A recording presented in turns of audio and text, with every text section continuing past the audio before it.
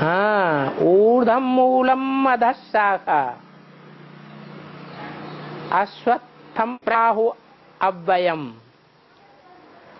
ये अश्वत्थ वृक्ष है मनुष्य सृष्टि का। अश्व माने आत्मा रूपी घोड़े इस वृक्ष में स्थित हैं।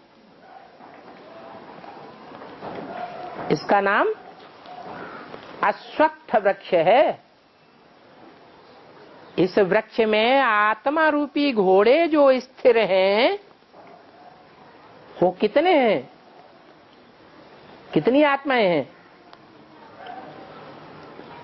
जो मन रूपी आत्मा रूपी घोड़े इस षष्टि रूपी वृक्ष पर स्थित हैं उनकी संख्या कितनी है? 500 करोड़। ये अव्ययम, ये क्षीण होने वाला वृक्ष नहीं है। ये व्यय नहीं होता है, ये खर्च नहीं होता है, खलास नहीं होता है। ये मनुष्य सृष्टि रूपी वृक्ष सदैव बना ही रहता है। सारी मनुष्य सृष्टि रूपी वृक्ष में कुछ बीज रूप आत्माएं हैं। जैसे वृक्ष में पत्ते खलास हो जाते हैं, फल खलास हो जाते हैं, फूल खलास हो जाते हैं, टहनियां खलास हो जाती हैं, जड़ें भी सड़ जाती हैं, लेकिन बीज सदैव अविनाशी है। तो बीज रूप आत्माएं अव्यय हैं, क्षीण होने वाली नहीं है। अव्यय वृक्ष कहा जाता है। इसकी शाखाएं नीचे को फैली हुई हैं, तो पत्ते भी नीचे होंगे कि ऊपर होंगे? नीचे होंगे। इसकी टहनियां भी नीचे को जा रही हैं, लेकिन इसकी जड़ें और बीज नीचे को हैं या ऊपर को हैं? अभी संगम युग ये है। संगम युग ऊंचे से ऊंचा युग है। उस ऊंचे से ऊंचे युग में ऊंची स्टेज का पार्ट बजाए रही हैं वो जड़ें, आधार मूर्त आत्माएं और बीज रूप आत्माएं।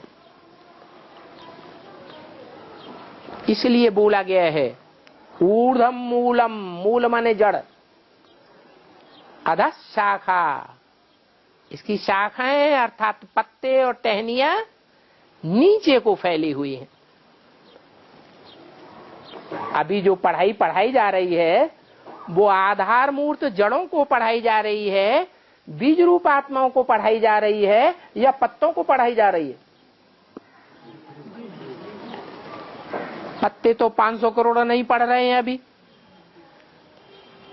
जो जड़ें के ऊपर बैठी हुई आत्माएं हैं, आधार मूर्त आत्माएं हैं, वो पढ़ रही हैं और उनकी बीज रूप आत्माएं एडवांस नॉलेज में पढ़ रही है।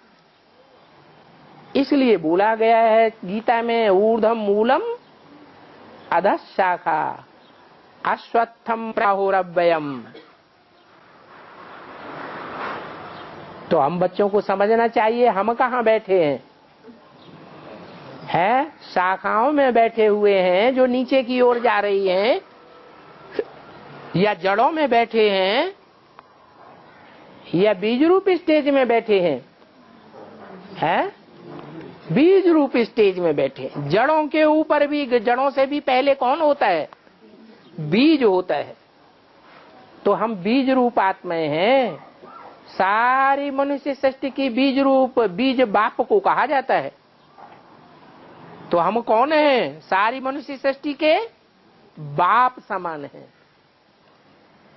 कितना नशा होना चाहिए।